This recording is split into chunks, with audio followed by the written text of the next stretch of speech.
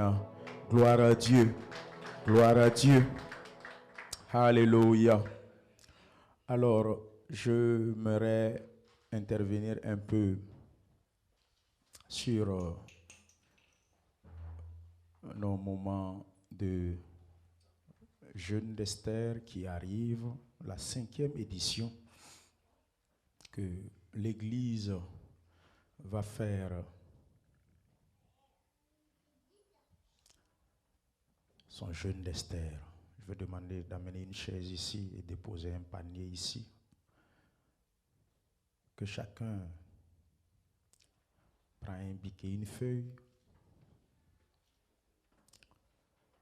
Quel que soit le sujet de prière que tu as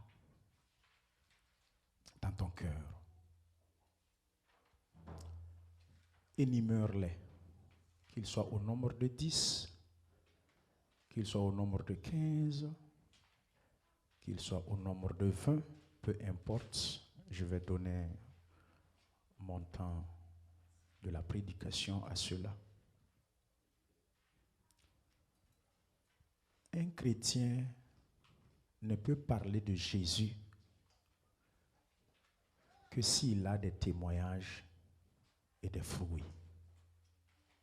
Je répète, un chrétien ne peut pas prétendre connaître Jésus ou parler de Jésus s'il n'a pas de fruits et des témoignages venant de ce Jésus.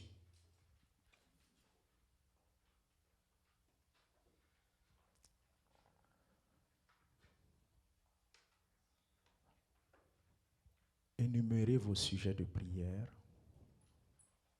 comme nous le faisons à l'accoutumée. Ce fin de mois de novembre, c'est aussi le moment où tu dois faire le bilan. Le bilan de tes sujets de prière de l'année passée. J'avais demandé 5 requêtes, 10 requêtes. Je pense que tu ne les as pas oubliées. Reprends-les. Ceux de l'année passée. Quels sont ceux qui ont été exaucés? Tu les coches et tu les élimines en rendant grâce à Dieu. Ceux qui n'ont pas été encore exaucés, reconduis-les encore avec foi. Seigneur, je sais que l'année passée, j'ai fait des moments de jeûne d'Esther et je me suis approché de toi.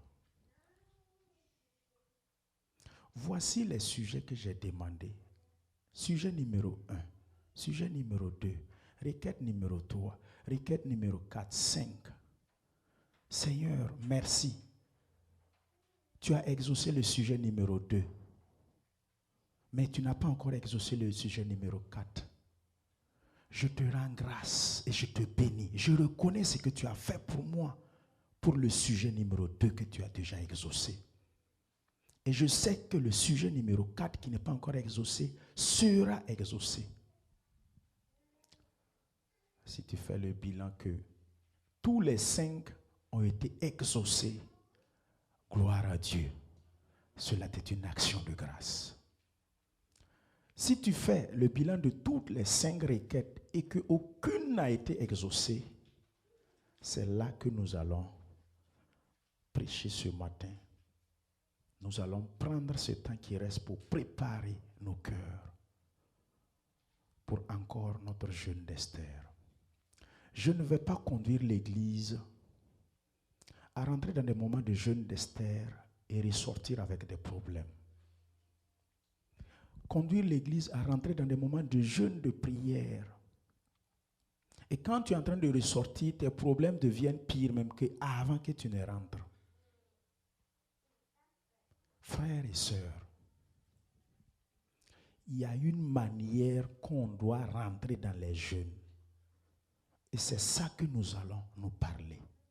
Il est de mon devoir d'enseigner l'Église, pour conduire l'Église, à les montrer comment je dois me préparer pour rentrer dans des moments de jeûne, de prière.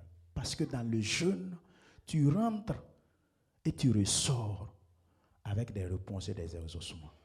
Personne ne veut gêner en rentrant et il ressort avec des problèmes. La parole de Dieu nous dit, Jérémie 4, 3, 4, peuple d'Israël, avant de semer tes requêtes, avant de soumettre tes sujets de prière à l'Éternel, rassure-toi de défricher ton cœur, de racler ton cœur. Ne sème pas parmi les épines. Ne sème pas parmi le péché. Ne rentre pas dans le jeûne d'Esther avec un cœur épineux. Ne rentre pas dans le jeûne d'Esther avec un prisonnier dans ton cœur. La parole de Dieu continue dans le verset 4. De peur que ma colère ne s'éclate comme un feu contre toi, qu'on ne puisse éteindre. Frères et sœurs, ce panier va rester là jusqu'à la fin du mois de novembre. Et le dernier jour du mois de novembre, c'est le début de notre jeûne d'Esther. Le 1er décembre et le 2 décembre, ça commence un mercredi, un jeudi et un vendredi. Se priver d'eau et de nourriture, je vais me prononcer là-dessus.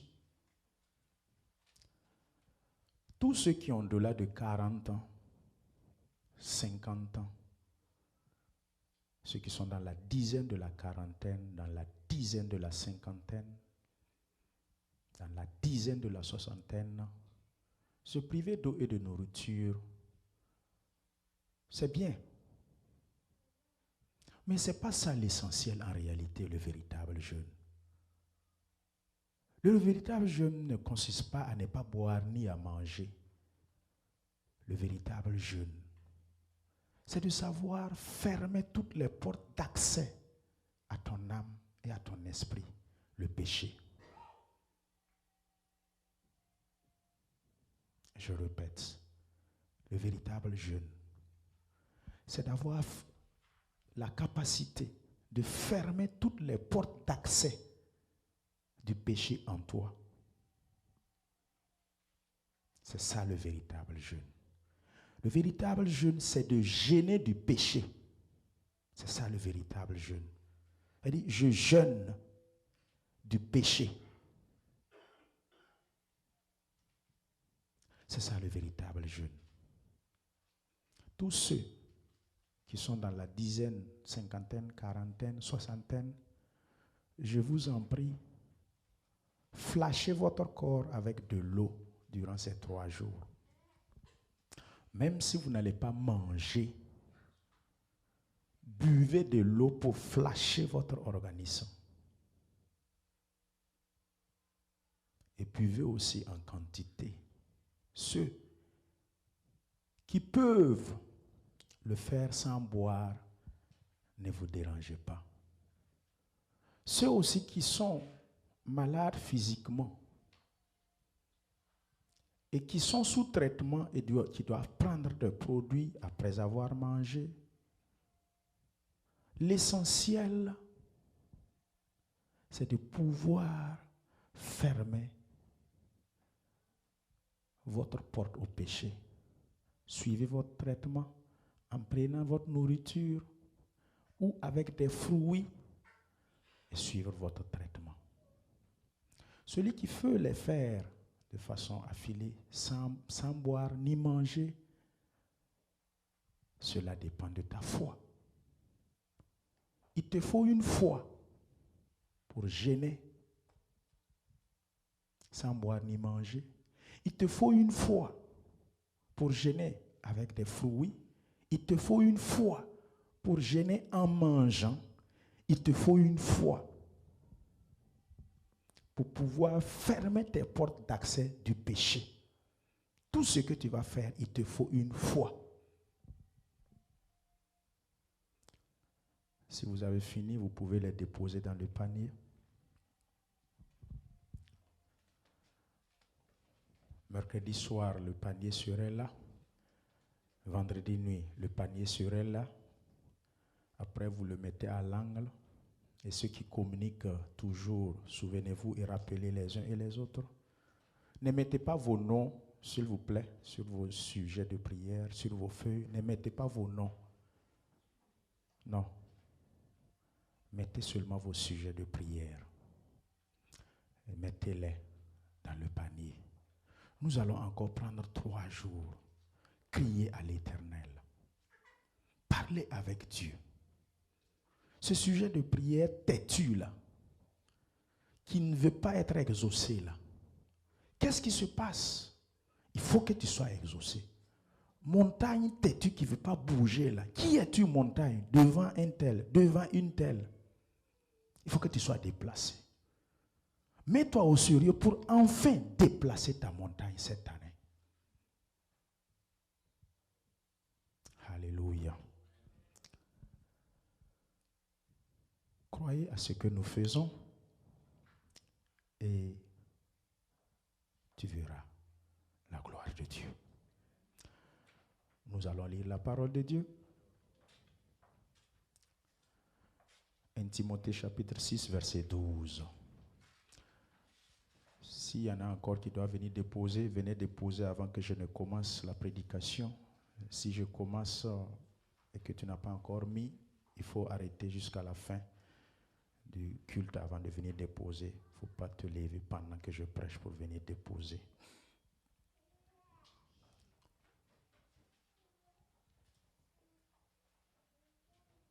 Ne vous pressez pas, hein, c'est pas, on a tout un mois pour mettre. Si tu n'as pas mis aujourd'hui, tu peux mettre dimanche prochain. Tu as tout le temps. Et même si tu as mis aujourd'hui et qu'un autre sujet t'est revenu encore en tête, et écrit encore, viens déposer. Alléluia. Et n'oubliez pas que le thème de notre jeûne d'Esther est évocateur. Habakkuk 3 premier, il nous dit quoi? Le thème, c'est quoi?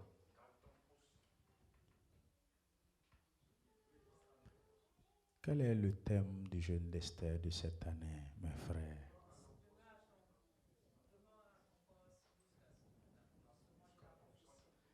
Je n'ai rien entendu.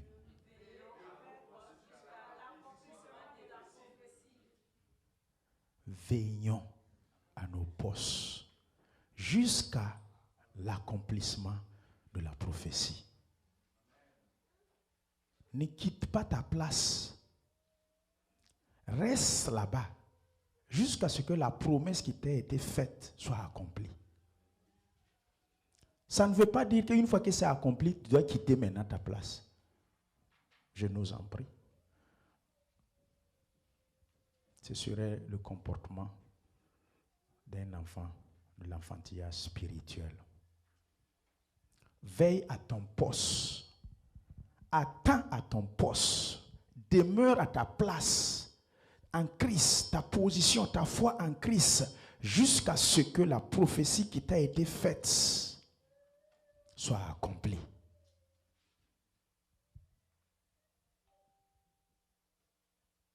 En fonction des temps et des circonstances, je bouge de ma place.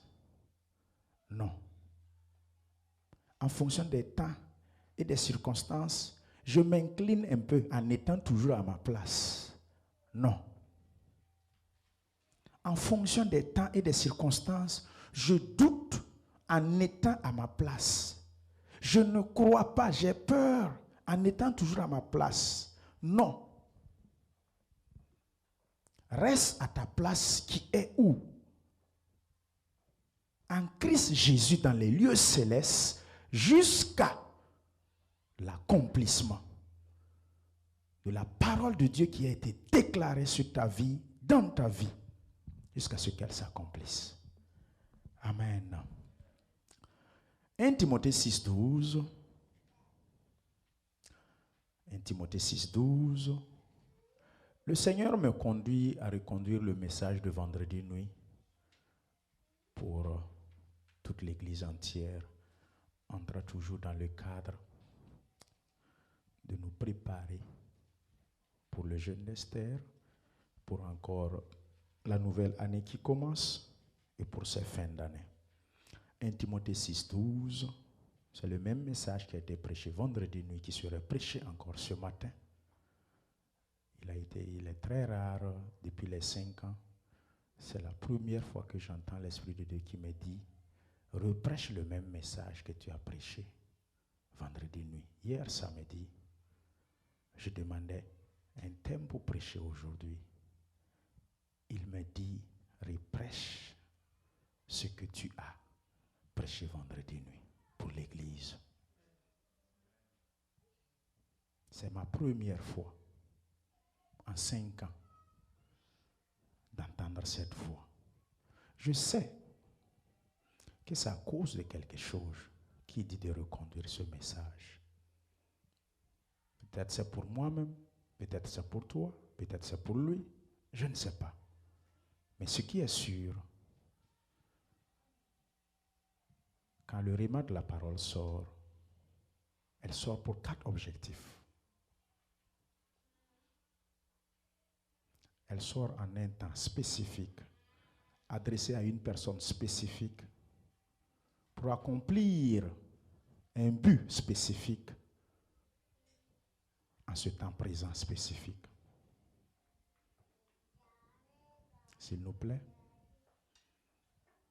soyons prêts pour recevoir quelque chose. 1 Timothée 6, 12. Je lis la parole de Dieu si vous y êtes. Combat le bon combat de la foi. Saisis la vie éternelle à laquelle tu as été appelé et pour laquelle tu as fait une belle confession en présence d'un grand nombre de témoins. Alléluia. Alléluia. Veuillez vous asseoir. N'oubliez pas, c'est le premier message que nous nous tenons debout. Et la suite, vous pouvez rester assis. Merci, merci. Alors, le thème du message ce matin, c'est comment combattre nos ennemis extérieurs et nos ennemis intérieurs.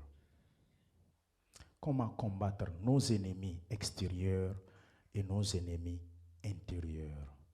Il y a 2 types d'ennemis. Il y a 2 catégories d'ennemis. Premièrement, il y a la catégorie des ennemis qui sont logés à l'extérieur. Et la deuxième catégorie des ennemis qui sont logés à l'intérieur. Paul dit à son fils spirituel Timothée, combat le bon combat de la foi. Et notre entendement, si nous avons la révélation de la parole, cette phrase nous fait comprendre qu'il y a aussi le mauvais combat de la foi. Voilà pourquoi tu es interpellé ce matin en disant combat le bon combat de la foi. Ça veut dire ne combat pas le mauvais combat de la foi. Quel est le bon combat de la foi?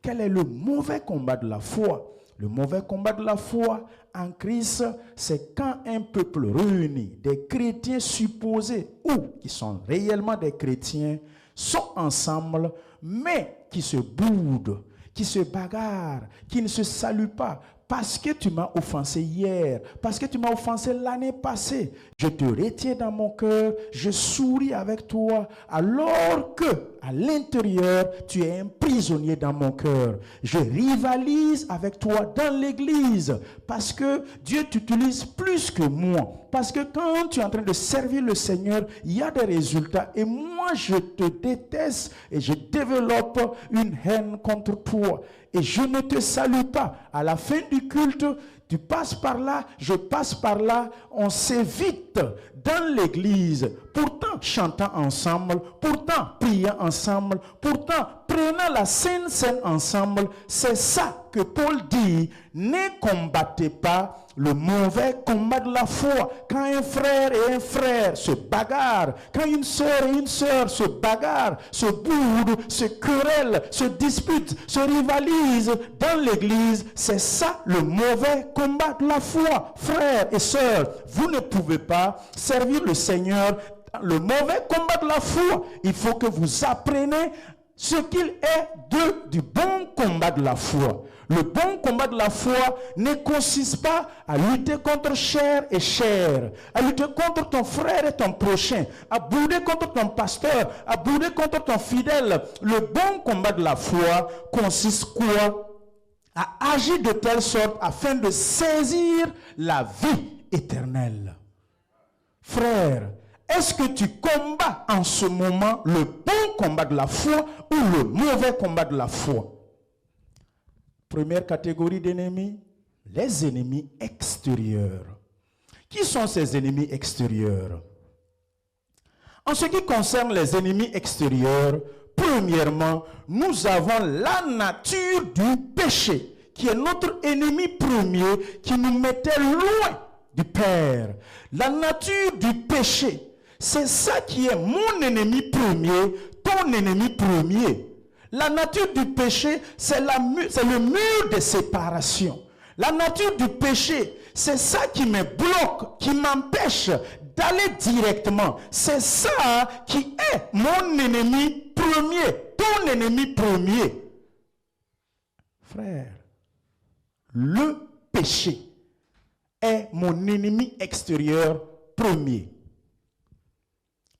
Ésaïe 10, 27, la parole de Dieu nous dit: le joug du péché, projetez le verset si vous l'avez, que le diable a mis sur mon cou. C'est ça qui est notre mon ennemi premier, qui est extérieur. Cette nature atomique, pécheresse. Je suis né pécheur, tu es né pécheur. Tu es né avec la nature du péché. Un enfant d'un pasteur soit-il né avec la nature du péché. Un enfant d'un diacre soit-il né avec la nature du péché. Quel que soit qui tu es, quand tu es né, Jean 1,13, d'un homme et d'une femme, tu es né dans la nature du péché. Qu'est-ce qu'il faut faire? Quelle est la solution? En ce jour, son fardeau sera ôté de dessus ton épaule et son joug de dessous ton cou. Et la graisse qui est ici l'onction, la puissance du Saint-Esprit fera éclater le joug. Qui est venu éclater ce joug? Qui est venu briser et détruire la nature du péché en toi? Voici l'agneau de Dieu. Jean 1,42, qui ôte le péché de l'humanité. Voici l'agneau de Dieu qui détruit la nature du péché. Voici l'agneau de Dieu qui vient pour briser, pour enlever, pour détruire, pour déraciner la nature du péché en moi. Mon ennemi extérieur, Jean 3,16, Dieu m'a tant aimé qu'il a envoyé son Fils unique afin que quiconque, sans exception, croit en lui, ne périsse point. Par l'œuvre de la croix, il est réconcilié avec le Père, mais il est la vie éternelle. La nature du péché, je ne peux rien faire. C'est un ennemi extérieur pour combattre contre ça. Je ne peux rien faire pour détruire la nature du péché. Seulement, la nature du péché, c'est Jésus-Christ seul qui est venu déraciner la nature du péché en moi. Par le fait que je crois et je confesse, je déclare sa seigneurie et je l'accepte dans ma vie comme mon Seigneur et Sauveur personnel. Désormais, j'ai la vie éternelle. Je suis devenu un juste de Dieu, un saint de Dieu par appartenance et par position, consacré désormais à lui.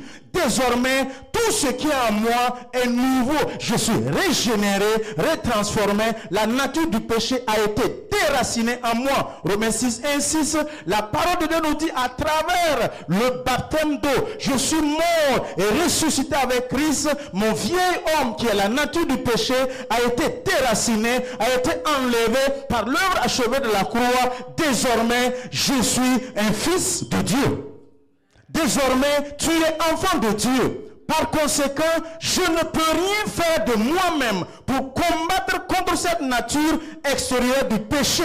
Je ne peux pas combattre contre cet ennemi extérieur qui est le péché. C'est Jésus-Christ de Nazareth qui a combattu cet ennemi extérieur à moi. Et moi, tout ce que je fais, je jouis de la victoire de Jésus-Christ sur mon ennemi extérieur premier qui est le péché.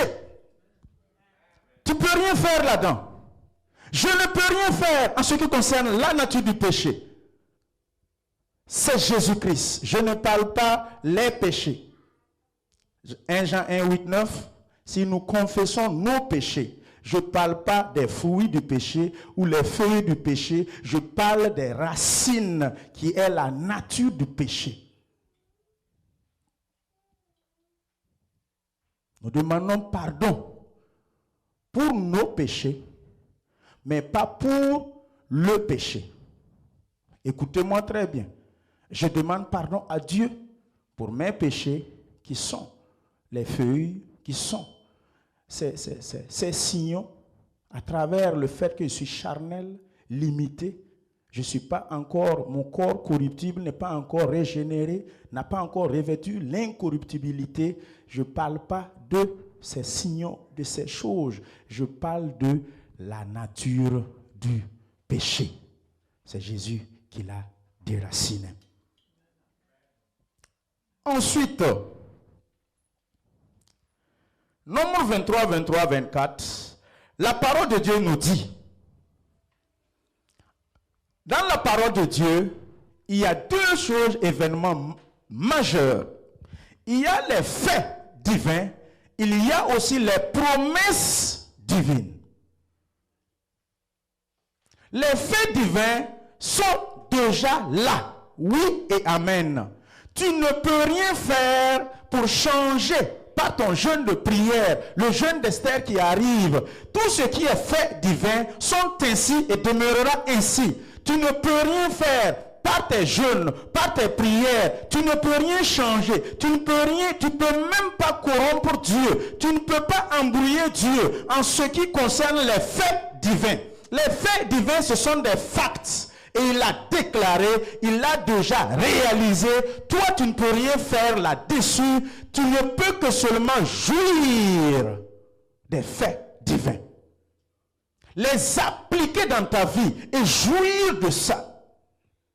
Les faits divins, on n'en discute pas. Ils sont inchangeables, invariables, constants et oui et amen. Nombre 23, 24. La parole de Dieu nous dit, l'enchantement ne peut rien contre Jacob. Ça, c'est un fait divin. Frère, écoutez-moi. Sœur, écoutez-moi. La divination contre Israël, au temps marqué, il sera dit à Jacob et à Israël, quelle est l'œuvre de Dieu? Frère, tout ce qui concerne les faits divins, tu n'y peux rien. Il était déclaré ici, l'enchantement, la divination, les envoûtements, les ensorcellements, les attaques extérieures venant de l'ennemi contre toi, les Amalek qui se lèvent pour s'opposer à toi sur ta marche vers ton Canaan, une vie chrétienne victorieuse, tu n'y peux rien. C'est les faits divins qui ont été déclarés ainsi. Toi, chrétien, fils de Dieu, enfant de Dieu, qui a Christ en toi, le Saint-Esprit en toi, aucun sorcier ne peut jeter un sort et ça va t'atteindre. Pourquoi? L'enchantement, la divination, l'ensorcellement, les envoûtements, toute flèche mystique, rien ne peut toucher un enfant de Dieu qui est en Christ. Tu as le Saint-Esprit en toi, tous tes ennemis extérieurs, Jésus les a déjà traités. Cette question a été déjà traitée. Il n'y a plus de possibilité qu'on t'atteigne. Ces ennemis extérieurs, Jésus-Christ a déjà dealé avec ça.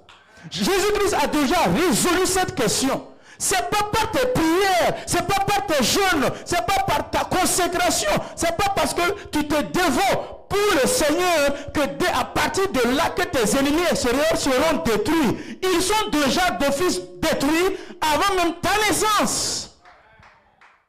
Par Jésus-Christ de Nazareth.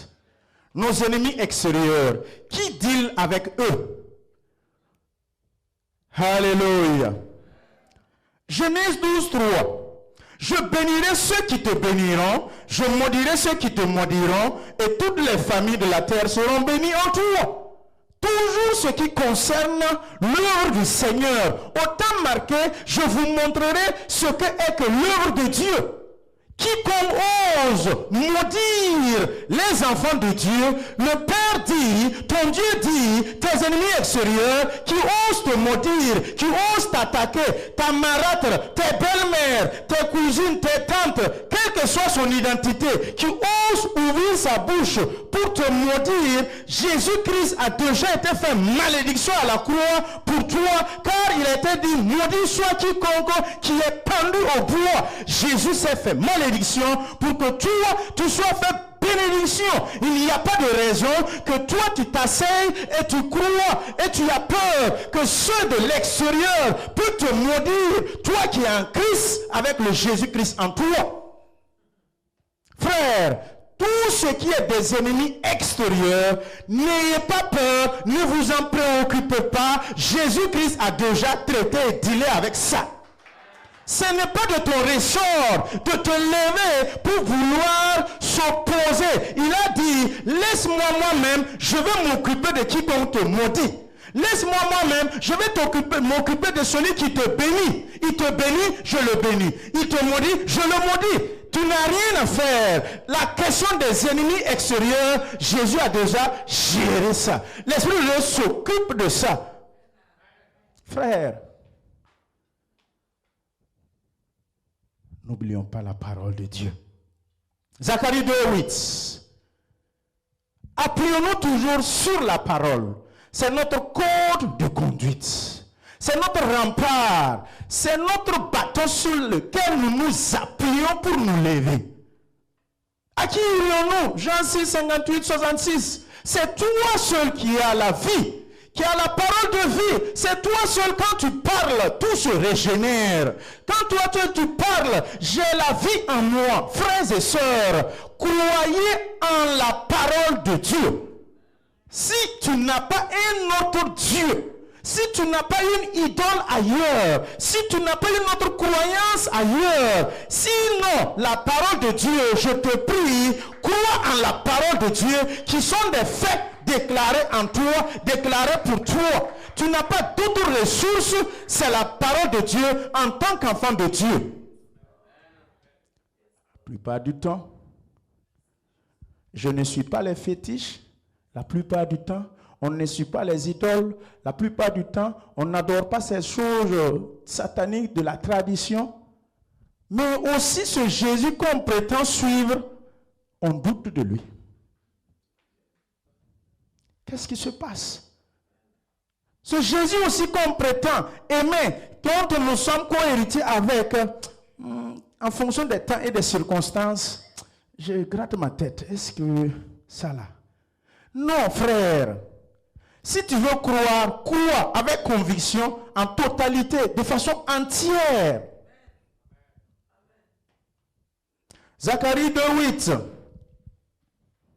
Car ainsi parle l'Éternel des armées. Après cela viendra la gloire.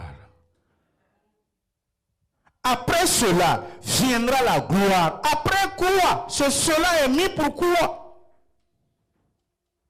Frère, qu'est-ce que tu fais pour qu'après cela, après ce que tu fais là, que la gloire commence à venir? Croire à la parole, s'appuyer à la parole, regarder seulement à Christ. Le serpent d'airain fut érisé. Celui qui est mordu par un serpent, qui a la capacité, la force de lever les yeux, regarder le serpent d'airain, automatiquement il est guéri. Pourquoi quand tu es mordu, tu ne lèves pas les yeux pour regarder le serpent d'airain?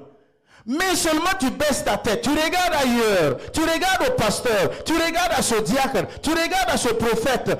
On te dit, lève les yeux, regarde le serpent d'airain. Ainsi aussi comme le serpent de refus fut érigé dans le désert pour le peuple d'Israël, Jésus-Christ aussi fut ainsi érigé, élevé, afin que si il y a une attaque, il y a un problème, tu lèves les yeux, tu regardes à Christ, tu regardes à Jésus, automatiquement, il y a la délivrance, la gloire commence à descendre, sa présence se manifeste, il n'y a pas autre chose à regarder en cas de problème, si ce n'est que ce Jésus. Frère, c'est qui tu regardes quand ça ne va pas. Après cela, viendra la gloire, ta foi, ta croyance, sur qui tu t'appuies. Il m'a envoyé vers les nations qui vous ont dépouillé. Car celui qui vous touche, touche la prunelle de son œil. Acclamons pour la parole de Dieu. Frères, ce sont des faits. Ce sont des faits. Il dit que celui qui te touche, touche la prunelle de mon œil. Celui qui touche un enfant de Dieu, touche à son papa. Qui est ton papa? C'est Jésus-Christ de Nazareth. Qui peut oser te toucher? Qui peut oser t'attaquer? Qui peut venir t'effrayer? Frère, nous devrions croire que Jésus-Christ est notre papa. Jésus-Christ, Dieu est notre papa et Jésus-Christ est notre frère, co-héritier. Personne. Personne. Ces ennemis extérieurs-là, ce sont eux, ils parlent ici. Celui qui vous touche, me touche. Je m'occuperai de celui qui ose te toucher. C'est Jésus qui déclare, c'est Dieu qui déclare. Pourquoi tu doutes de ça? Ton propre enfant, qui peut oser venir le toucher sans que tu ne réagisses? Moi qui est humain, et Matthieu 6 dit que méchants que nous sommes, si nous savons donner de bonnes choses à nos enfants, donc si la parole de Dieu te traite, toi et moi, méchants, qui savons protéger, qui savons toucher quiconque ose toucher nos enfants, qu'en est-il lui-même Dieu qui ne va pas toucher quiconque ose vouloir te toucher? Frères, nos ennemis extérieurs, Jésus a résolu leur question. Le Père s'en est occupé pour de bon, pour l'éternité. Pour toi et pour moi, ce que nous pouvons faire, c'est seulement jouir de ça. La question des ennemis extérieurs, ce que nous pouvons faire, c'est de nous approprier de la victoire divine sur les ennemis extérieurs et nous les enforçons dans notre vie et nous allons voir les résultats. Quand tu avances, ils savent qu'un enfant de Dieu avance. Quand tu tords, ils savent qu'un enfant de Dieu tord.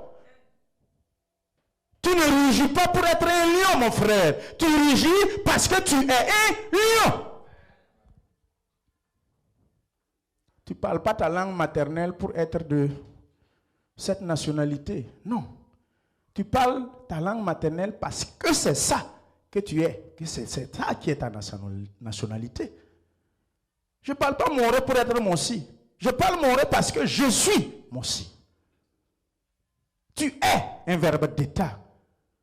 Jésus-Christ l'a déclaré. Mon frère, tu es la prunelle de son œil.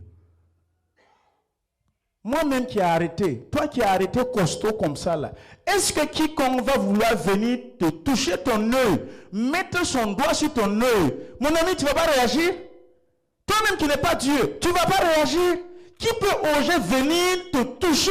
Il dit que c'est la prunelle de son œil. Nous ne croyons pas à la parole de Dieu. C'est ça qui fait que ça ne va pas. Nous avons un problème avec la parole de Dieu. Nous la lisons, mais nous ne voulons pas la vivre. Nous ne voulons pas l'appliquer en nous. Un vent qui souffle, on a peur, on est secoué. Un problème qui apparaît, on oublie ça là. Frère, appuyons-nous sur la parole. Jean 16, 33. Je vous ai dit ces choses afin que vous ayez la paix en moi. Vous aurez des tribulations dans le monde. Mais prenez courage, j'ai vaincu. Complétez cette phrase pour moi. Alléluia. Prenez courage. Reprojetez le verset s'il vous plaît. Vous aurez des tribulations. Ça, c'est sûr. C'est aussi un fait. Pourquoi tu veux vivre sans tribulation? Pourquoi tu veux vivre sans qu'on t'éprouve?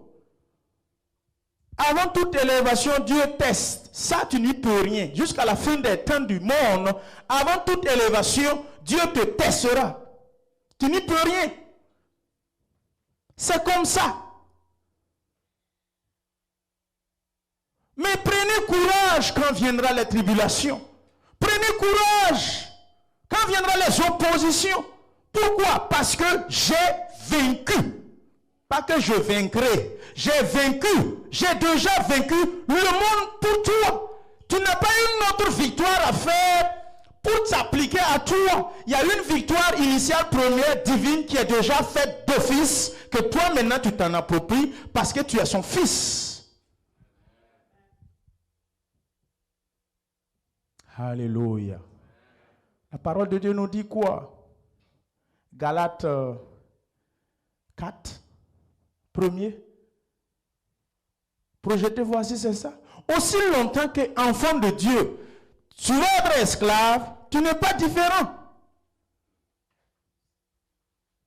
Aussi longtemps que l'héritier est enfant, aussi longtemps que tu ne vas pas comprendre que Dieu a déjà vaincu le monde pour toi, aussi longtemps que tu ne comprendras pas que tu es la plénitude de son œil, aussi longtemps que tu ne comprendras pas que l'enchantement, la divination, l'ensorcellement, les flèches mystiques ne peut rien contre quiconque demeure sous l'abri du Très-Haut et qui repose à l'ombre du Tout-Puissant. Aussi longtemps que tu ne comprendras pas ça, tu es un enfant.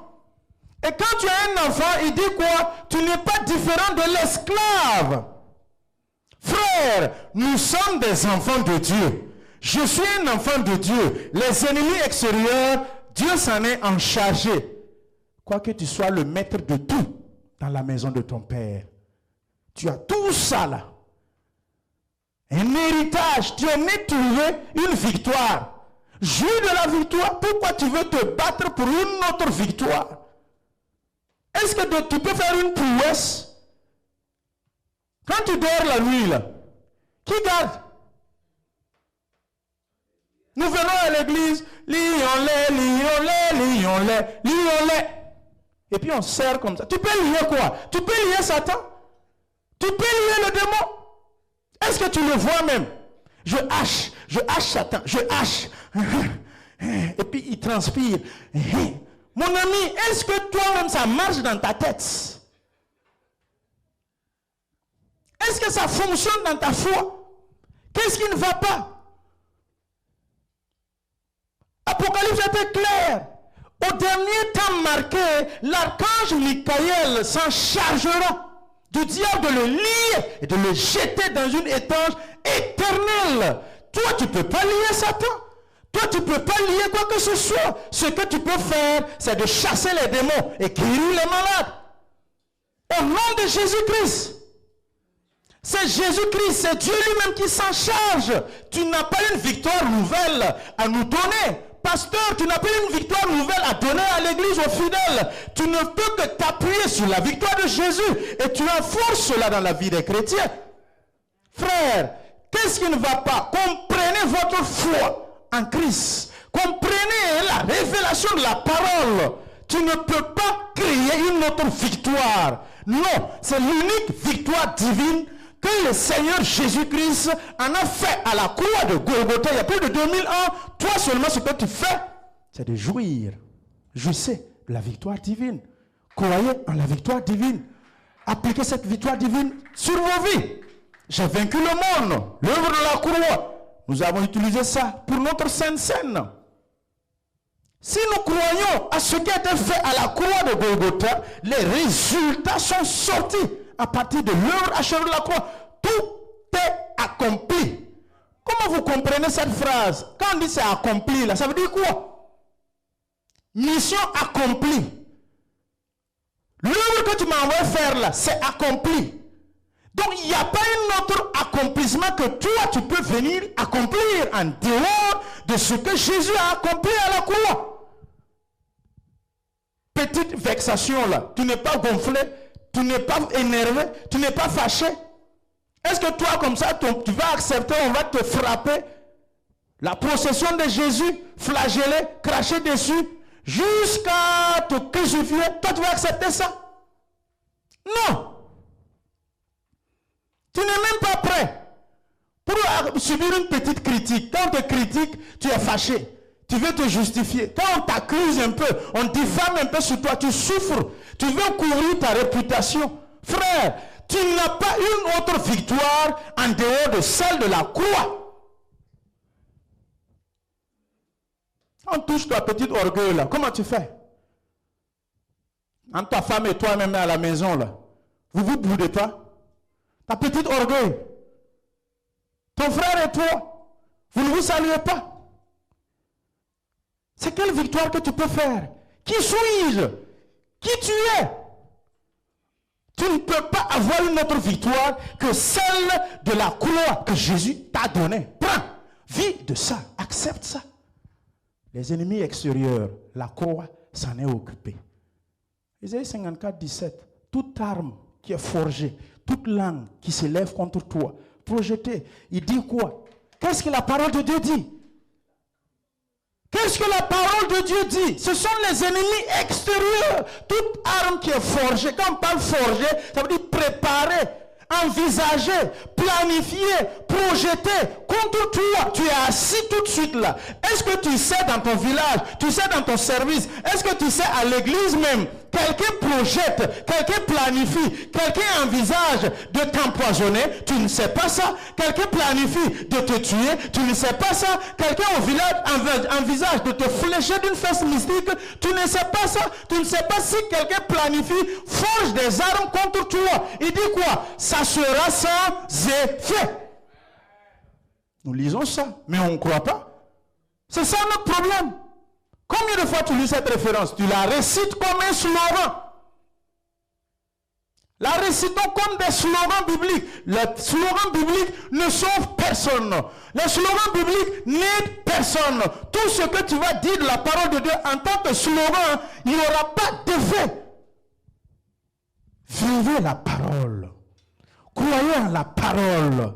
Appuyez-vous à la parole. Appliquez la parole dans vos vies. Et quand vous croyez, vous appliquez, vous verrez les résultats.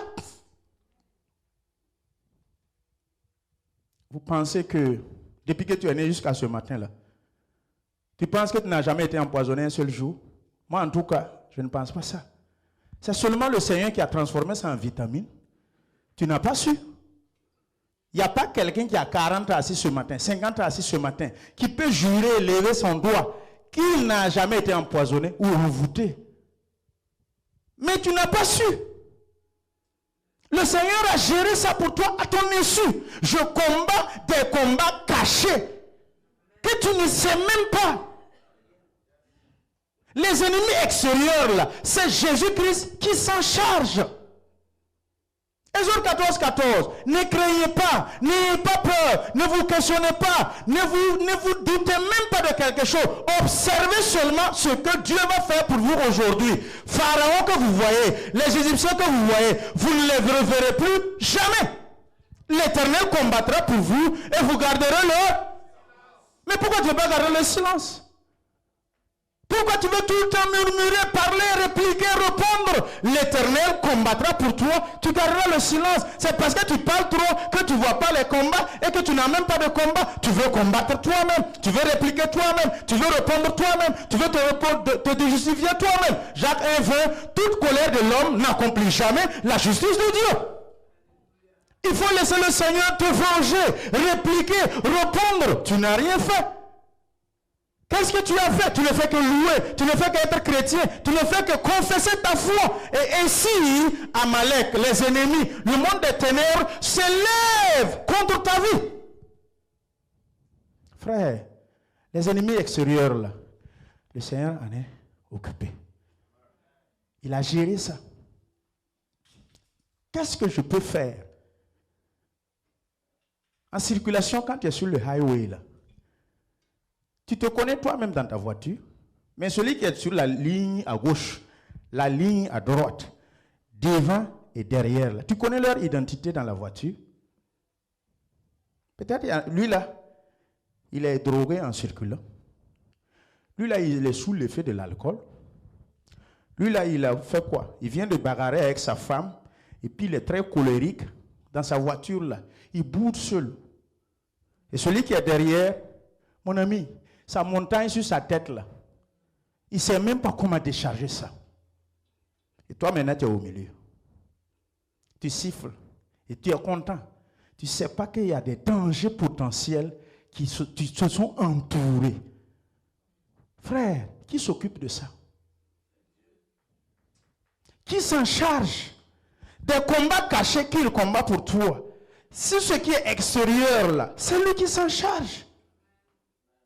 Quand je viens, je prêche, je prie, je fais les prières de délivrance et tout ça, je pars, je m'endors là. Qui veille et qui protège sur moi? Personne. C'est Dieu. Même quand je suis éveillé, je suis arrêté là. Quand je prêche en ce moment, vous voyez ce qui m'entoure? Vous ne voyez pas ça. Tu es assis en ce moment, tu sais ce qui t'entoure, tu ne vois pas ça. Élisée dit, Seigneur, ouvre les yeux de mon serviteur afin qu'il voie l'armée céleste qui est avec nous.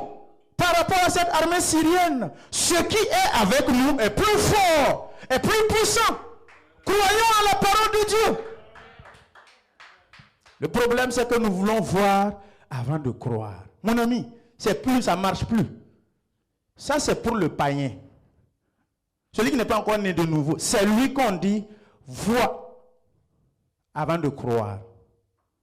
Mais nous qui sommes déjà chrétiens en Christ, ne vous ai-je pas dit que si tu crois, tu verras? Croire sans avoir vu, c'est pour nous les chrétiens. Mais voir avant de croire, c'est pour les païens. Ce monsieur, ce féticheur, je ne sais pas, tout autre, c'est païen. Il veut voir la guérison de son enfant ou de son mari avant de venir à Christ. Il veut voir que son problème est résolu. Il faut aller ici. Il y a les mercas là qui prient là-bas. Il faut aller là-bas. Il y a un pasteur qui prie ici. Il a tourné comme cette femme qui avait la perte de sang pendant plus de 12 ans. Pendant plus des années. Traiter, soigner, prendre ici l'indigénat moderne. Il a traité, mais il n'y a pas eu de résultat. Un jour, il entend qu'il y a un pasteur qui prie ici. Oh, c'est les mercas là. Il ne faut pas aller là-bas. Mon ami, quand on est malade, on s'en fout de d'où peut venir la guérison. C'est vrai ou c'est faux? Même nous les chrétiens ici, quand on est malade là, les pasteurs de votre église qui vous empêchent de ne pas aller chez l'autre pasteur pour prier là. Vous n'avez pas vu ça souvent? Quand tu fréquentes l'église, ça ne va pas chez toi, mais tu entends qu'il y a un pasteur là-bas qui prie. Tu entends qu'il y a un prophète dans telle ville qui prie. Et vraiment, le Seigneur l'utilise. Et il y a des guérisons. Il y a des miracles. Mon ami, il ne faut pas te cacher, aller voir. Il faut être là assis. Il faut être là assis. Quand vous êtes malade, quand vous entendez qu'il y a quelqu'un ici qui peut aider pour que vous ayez la guérison, vous êtes parti. Frère. Alléluia. Alléluia. Les résultats de la croix. Colossiens 2, 14. Projetez-le.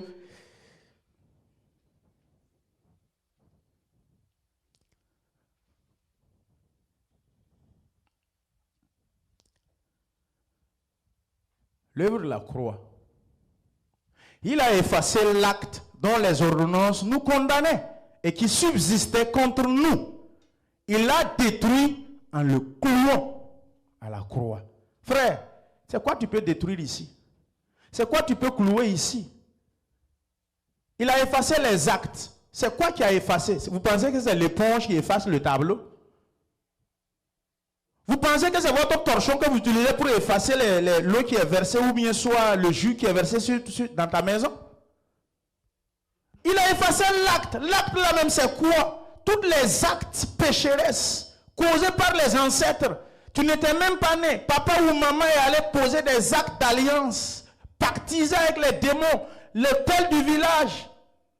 La croix de Christ, le sang de Jésus qui a coulé, chaque goutte du sang effaçait un acte. Effaçait un acte idolâtre, effaçait toute pactisation, effaçait toute alliance. Sang contre sang, le sang de Jésus-Christ est le meilleur sang qui allie, qui fait référence, afin que toi et moi, tout ce qui nous condamnait, ces actes nous condamnaient. L'acte de nos grands-parents te condamnait. L'acte pécheresse que l'autre a fait, que tu n'as même pas su, te condamnait. Esdras, Néhémie,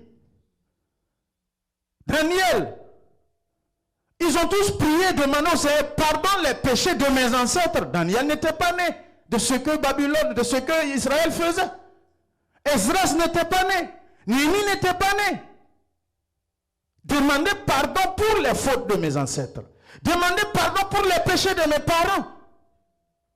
Tous ces actes qui ont été posés, dont les ordonnances te condamnaient, quand un juge édicte une ordonnance judiciaire, tu n'es pas, tu peux même pas, en fait, tu peux même pas essayer de toucher cette ordonnance, une décision juridique. Tu ne peux pas. Personne, même le chef d'État, n'a pas le droit d'épilorer sur une décision juridique édictée par un juge. Ce n'est pas possible. Dès que le verdict tombe, l'ordonnance est rendue, là, mon ami, tu ne peux pas discuter ça. C'est Jésus seul qui est à mesure, le roi des rois, le président des présidents. Quand une ordonnance est édictée à ton encontre, il les efface, il les annule, il détruit ça. Frère, est-ce que tu peux prier pour effacer une ordonnance qui a été édictée? Plusieurs fois, j'ai fait ces erreurs ici. Lève-nous, on va prier pour ouvrir les cieux. Toi, pasteur, tu peux prier puis ouvrir un ciel. Nous tous, on a fait ces erreurs. Jusqu'à ce que j'arrive à la compréhension de la parole de Dieu. Jésus a été baptisé. Dans le journée, il sort, il prie. Les cieux se sont ouverts une bonne fois pour toutes. Il n'y a pas quelqu'un d'autre qui peut venir encore prier et puis ouvrir un ciel. Ce que peut-être tu peux prier pour ouvrir, c'est les écluses des cieux. Mais ce n'est pas le ciel. C'est déjà ouvert. Le Saint-Esprit est déjà descendu. Il n'y a pas une autre prière qui va ouvrir un autre ciel et un autre Saint-Esprit va descendre. Tu ne peux rien faire de ça. Continue au verset 15. Frère, regarde ce que l'œuvre de la croix a fait. Il a dépouillé les dominations, les autorités. Il les a livrées publiquement en spectacle en triomphant d'elles par la croix. La puissance de la croix. On ne croit plus à la croix, on ne croit plus au sang. On n'a plus foi. Christianisme sans croix, christianisme sans foi, christianisme sans sang. Qu'est-ce qu'on veut? Tout est frélaté aujourd'hui.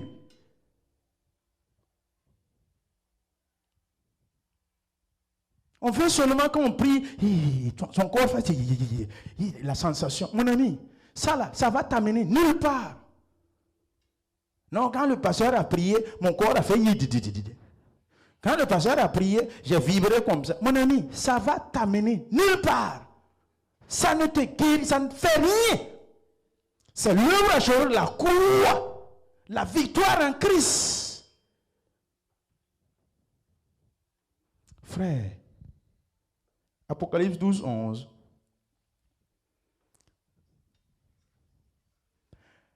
Comment combattre contre les ennemis extérieurs? C'est seulement jouir de la victoire de Christ. Tu n'as pas une autre stratégie pour t'opposer et combattre. Il n'y en a pas. Moi, en tout cas, pasteur, je n'en ai pas. Moi, je n'ai pas une autre Bible que ta Bible. Hein. Je n'ai pas un autre Saint-Esprit que ton Saint-Esprit. Hein. On a les mêmes.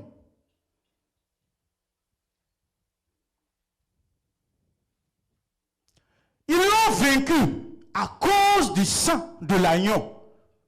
Est-ce que tu étais né quand on écrivait ça?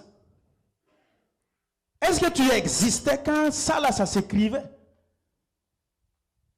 Et à cause de la parole de leur témoignage, et ils n'ont pas aimé leur vie jusqu'à craindre la mort. Frère, le sang de Jésus, l'arme redoutable et fatale, là où il y a le sang, l'ange destructeur, l'esprit de mort ne peut pas rentrer. Il est dérouté par la marque du sang. Et tu proclames maintenant, pendant même que tu es malade, je ne mourrai point. Ça, c'est le témoignage de ta langue, de ta bouche. Tu proclames, frère, ce que ta langue dit là, c'est ce qui arrive. Ce que tu crois, ça arrive. Ce que tu réponds à, tu deviens. Il y a des noms qu'il ne faut pas donner à vos enfants. Saul de Tarse, Saul de Tarse.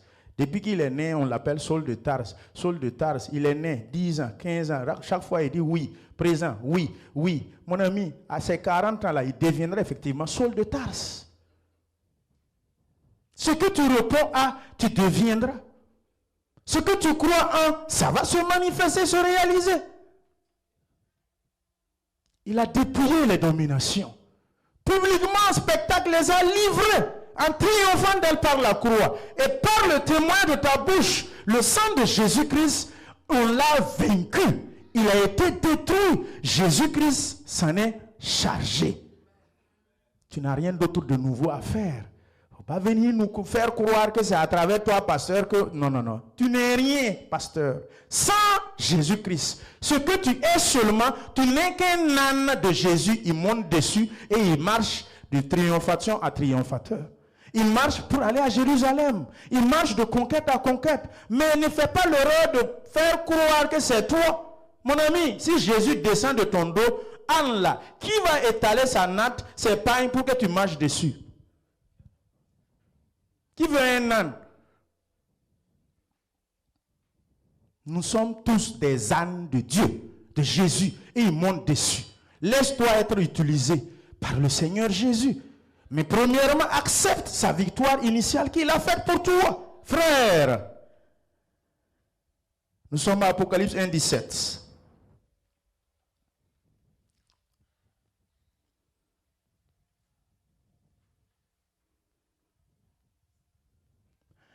Quand je le vis, je tombais à ses pieds, comme mort. Il posa sur moi sa main droite en disant, « Ne crains point, je suis le premier et le dernier. »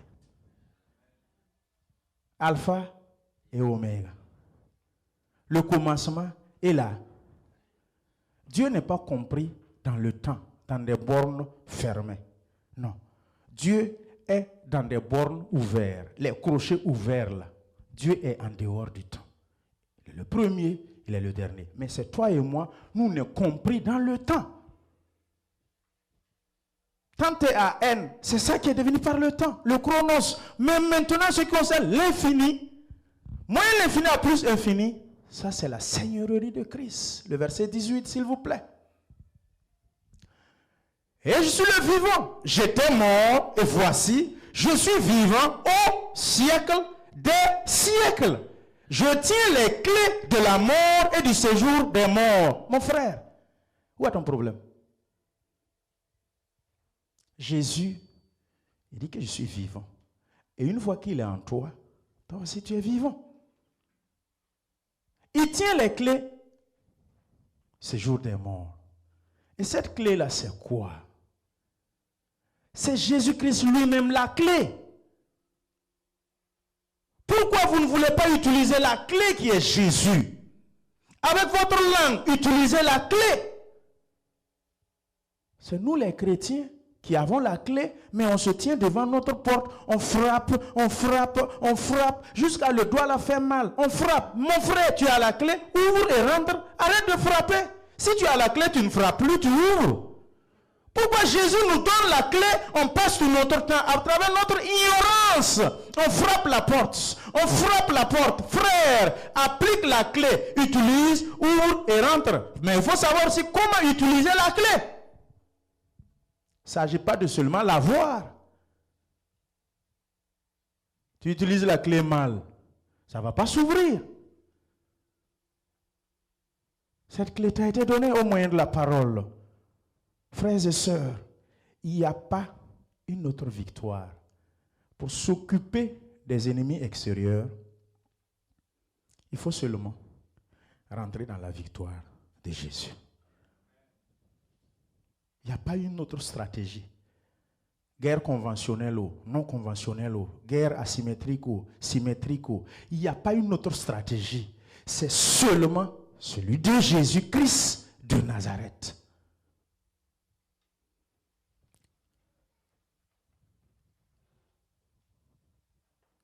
Comment combattre nos ennemis extérieurs?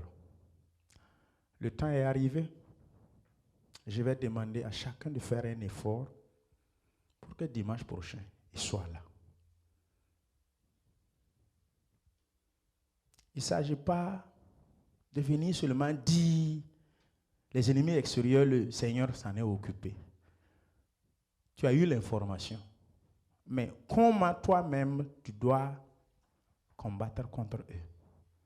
Comment toi-même tu dois enforcer cette victoire en toi pour bénéficier de la victoire de Christ dans ta vie? Le comment là est très important. Il ne s'agit pas de donner la révélation ou de donner la vision. Tu as donné la vision. Oui, on a entendu. Les solutions là, c'est quoi? On fait comment?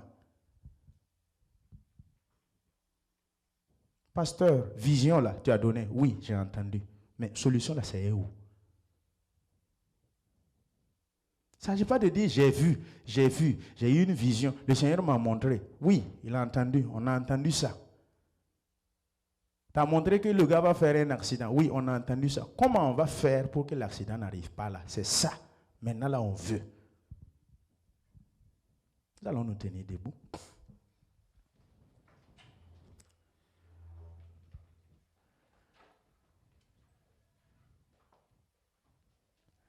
Nous allons prier le Seigneur.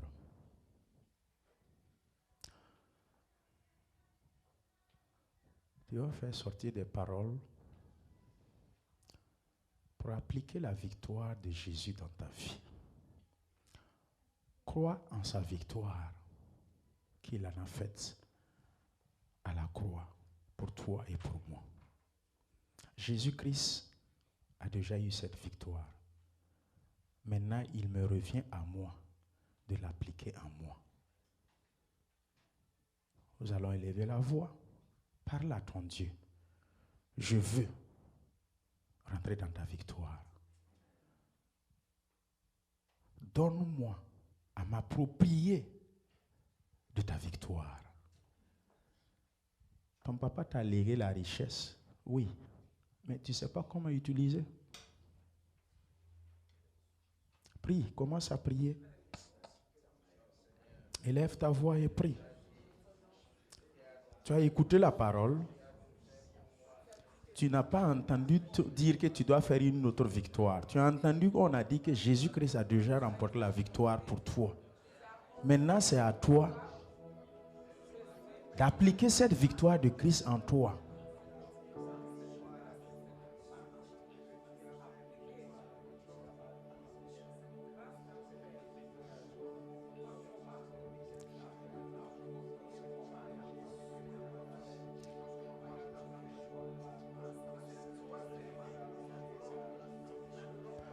Seigneur, donne-nous d'avoir l'attitude des conquérants, des victorieux, de marcher, Seigneur, dans la certitude, dans la conviction.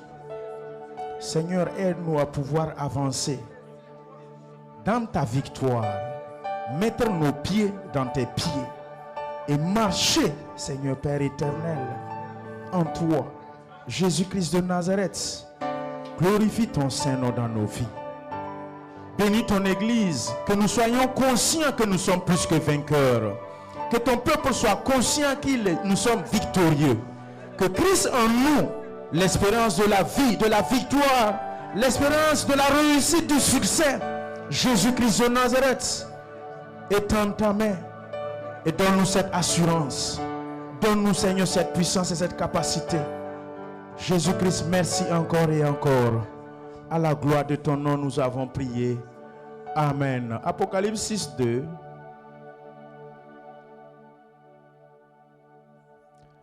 Apocalypse 6, 2.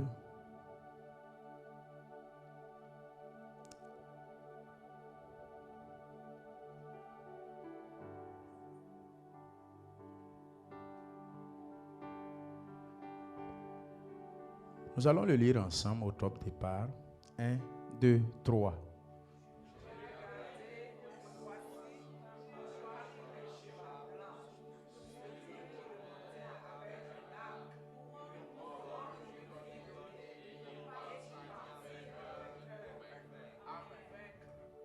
Partez en vainqueur et pour vaincre.